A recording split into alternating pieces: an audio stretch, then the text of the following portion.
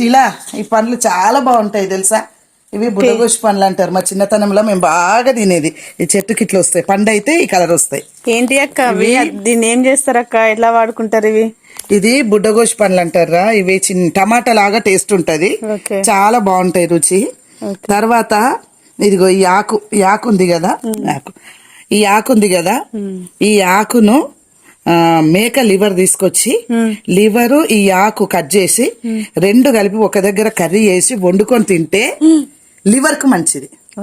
Liver పాడైపోయిన liver కూడా మంచిగా అవుతుంది.